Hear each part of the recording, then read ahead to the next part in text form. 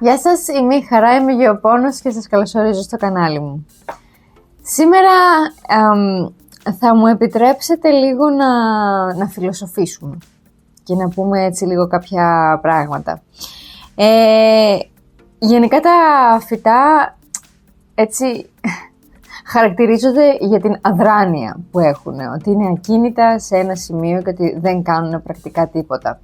Παρ' όλα αυτά όμως, τα φυτά μπορούν να μας μάθουν πολλά πράγματα, οπότε σε αυτό το βίντεο θα ήθελα να πούμε τα 5 πράγματα που μου έχουν μάθει τα φυτά φέτος.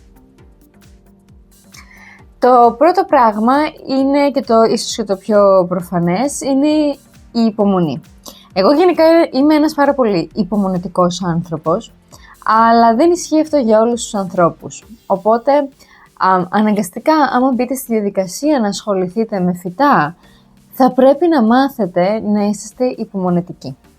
Τα φυτά έχουν τους δικούς τους ρυθμούς, δεν πάνε με τους δικούς μας και σίγουρα δεν ακολουθούν τους ρυθμούς μιας γρήγορης πόλης και μιας ζωής που πλέον έχουμε φτιάξει στις συνθήκες που ζούμε. Οπότε πρέπει εμείς να μπούμε σε μια διαδικασία να ακολουθήσουμε τα φυτά, γιατί αυτά δεν πρόκειται ποτέ να ακολουθήσουν εμάς. Είναι ένα πάρα πολύ σημαντικό μάθημα γενικά η υπομονή, το οποίο προσωπικά θεωρώ ότι πρέπει να διδάσκεται και στα μωρά και στα παιδιά και σε όλους. Και τα φυτά το κάνουν αυτό, έτσι κι αλλιώς. Είναι από μόνο τους πάρα πολύ υπομονετικά, έχουν το δικό τους χρόνο και μας μαθαίνουν και εμάς ότι δεν γίνονται όλα τόσο γρήγορα μερικές φορές όσο θέλουμε. Το άλλο πράγμα που μου μάθανε τα φυτά και ίσως είναι λίγο πιο δύσκολο, γιατί οι άνθρωποι έχουμε την ικανότητα να προσαρμοζόμαστε και μερικές φορές μπαίνουμε στη διαδικασία να υπομείνουμε κάποια πράγματα. Τα φυτά δεν το κάνουν απαραίτητα αυτό. Τα φυτά συνήθως είναι μια κατάσταση όπου όταν βλέπεις ότι ένα φυτό δεν τα πάει καλά, δεν πρόκειται ποτέ να κατηγορήσεις το φυτό για αυτό. Θα κατηγορήσεις το περιβάλλον του φυτού. Δηλαδή ότι το φυτό δεν ταιριάζει σε αυτό το περιβάλλον δεν βοηθάει στις συνθήκες και το φυτό δεν τα πάει καλά διότι απλά δεν βρίσκεται στο κατάλληλο περιβάλλον. Οι άνθρωποι έχουμε την τάση να προσαρμοζόμαστε σε δυσμενή περιβάλλοντα και για να το πούμε και πιο έτσι λιανά, σε δύσκολες σχέσεις, σε δουλειές που δεν μας αρέσουν, σε φιλίες οι οποίες δεν πάνε πουθενά. Τα φυτά δεν το κάνουν αυτό. Τα φυτά έχουν σίγουρα μια προσαρμοστικότητα, αλλά μόλις τα πράγματα γίνουν λίγο ακραία, θα δείτε ότι απλά εγκαταλείπουν και δεν γίνεται απολύτως τίποτα. Έτσι λοιπόν καταλαβαίνεις ότι ο χώρος και το μέρος δεν είναι κατάλληλο για αυτό το φυτό θα πεθάνει.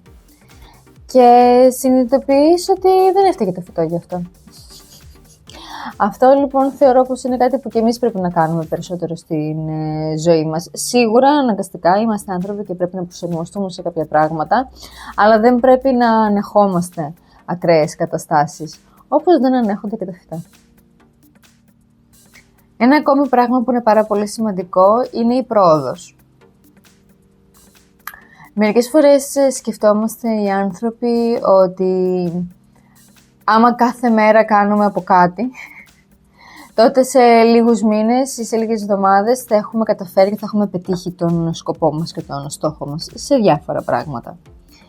Και καμιά φορά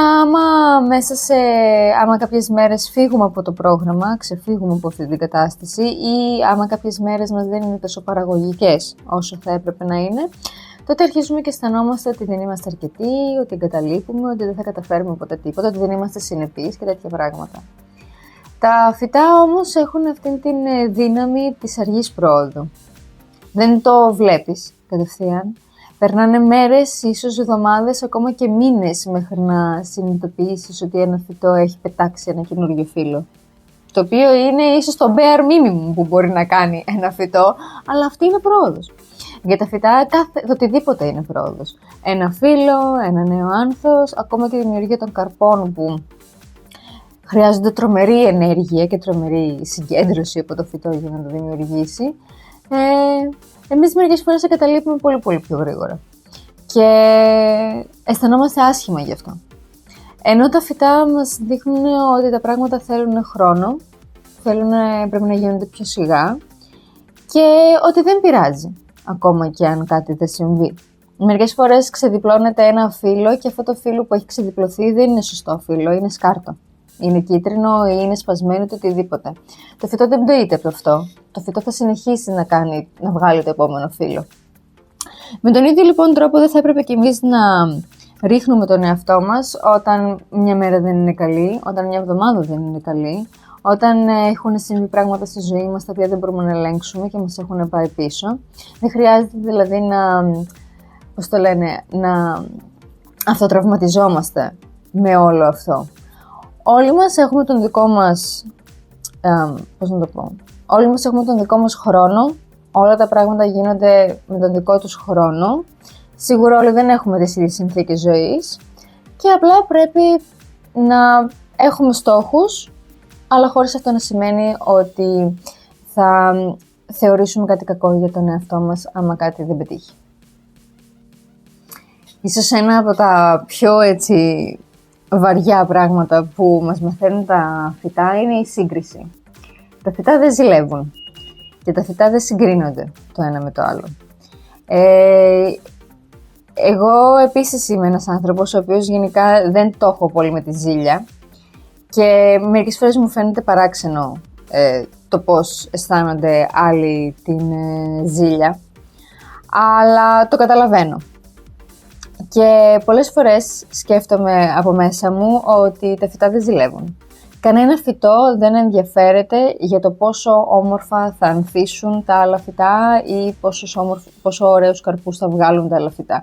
Το κάθε φυτό ενδιαφέρεται μόνο για την προσωπική του επιβίωση. Μόνο για τον προσωπικό του χώρο και μόνο για την προσωπική του επιβίωση. Σε γενικές γραμμές τουλάχιστον. Αλλά αυτό είναι ένα πολύ μεγάλο μάθημα. Ότι το φυτό ζει εκεί, έχει τον δικό του χώρο, προσπαθεί να κάνει ό,τι καλύτερο μπορεί, όπως μπορεί να το κάνει και δεν συγκρίνεται ποτέ με τους άλλους. Είναι πολύ σημαντικό για εμάς που εμείς έχουμε μάθει γενικά σε μια σύγκριση, ειδικά τώρα, σε αυτή την περίοδο, έτσι όπως είναι η κοινωνία που συγκρινόμαστε για τα πάντα, για τα λεφτά, για την ομορφιά, για τα ρούχα, για τη δουλειά, για τις οικογένειες, για όλα. Τα φυτά δεν μπαίνουν ποτέ σε αυτή τη διαδικασία. Και το τελευταίο πράγμα που μου μάθανε τα φυτά, είναι λίγο παράξενο να το εξηγήσω, αλλά θα προσπαθήσω. Δεν μπορείς να περιμένεις από έναν κάκτο να βγάλει αχλάδια. Δεν μπορείς από μια κολοκυθιά να περιμένεις μπλε λουλούδια. Τα φυτά είναι φτιαγμένα έτσι ώστε να μας δίνουν μόνο αυτό που μπορούν να μας δώσουν. Τίποτα περισσότερο. Από το κάθε φυτό θα πάρεις αυτό το χρώμα, αυτά τα φύλλα, αυτή την υφή, αυτό το λουλούδι, αυτό τον καρπό, αυτή την όψη και μόνο αυτό. Εμείς πολλές φορές μπαίνουμε στην διαδικασία να είμαστε γύρω από ανθρώπους και από αυτούς τους ανθρώπους να περιμένουμε από όλους τα ίδια ή να περιμένουμε παραπάνω από αυτά που μπορούν όντως να μας δώσουν. Και αυτό δεν έχει να κάνει μόνο με τα συναισθήματα, έχει να κάνει και με τις δεξιότητες, έχει να κάνει με τις ικανότητες, έχει να κάνει με τα χόμπι, με τα θέλω, με το τι αρέσει στον καθένα. Και είναι και αυτό το ότι άμα κάτι δεν σου αρέσει, είναι δύσκολο να γίνεις καλός σε αυτό.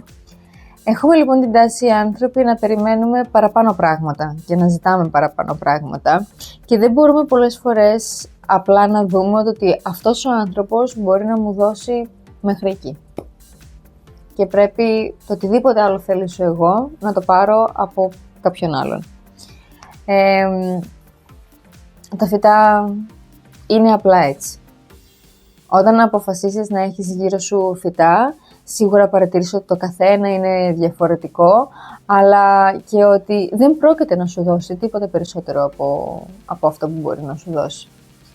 Και θεωρώ ότι θα πρέπει έτσι λίγο να ξεχωρίσουμε στο κεφάλι μας όλοι ότι ο έκαστος το είδος του και ο κάθε άνθρωπος μας δίνει μέχρι εκεί που μπορεί. Δεν είναι κακό. Εμείς πρέπει να αλλάξουμε τον τρόπο με τον οποίο δεχόμαστε τα πράγματα. Και νομίζω πως αυτό είναι κάτι πάρα πολύ σημαντικό για να μπορέσουμε να επιβιώσουμε πλέον σε αυτή την κοινωνία και να δημιουργήσουμε βαθιές σχέσεις μεταξύ μας και να είμαστε όλοι καλύτερα. Αυτά για σήμερα. Ξέρω ότι ήταν λίγο διαφορετικό το βίντεο από αυτά που έχετε συνηθίσει.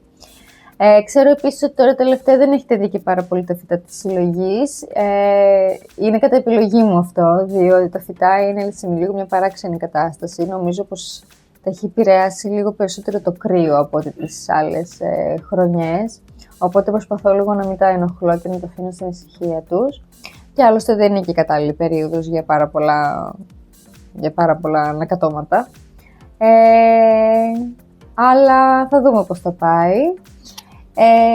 Εγώ να σας πω ότι τα φυτά είναι ένα πάρα πολύ μεγάλο κομμάτι της ζωής μου και μπορεί να μην ασχολούμαι κάθε μέρα με αυτά, διότι υπάρχουν και άλλα πράγματα. Αλλά είναι πολύ σημαντικά για μένα. Και θα ήθελα να πω ότι ασχολούμαι εις βάθος με αυτό το θέμα των φυτών. Ελπίζω κι εσείς να αγαπάτε τα φυτά σας. Ελπίζω να είναι καλά οι συλλογές σας τώρα τον χειμώνα. Σας ευχαριστώ πάρα πολύ για την παρέα σε αυτό το βίντεο. Ελπίζω και εγώ να σας κράτησα καλή παρέα. Να σας θυμίσω να κάνετε follow, like και subscribe για περισσότερο περιεχόμενο. Είμαι η Χαρά και θα σας δω στο επόμενο βίντεο. Γεια σας!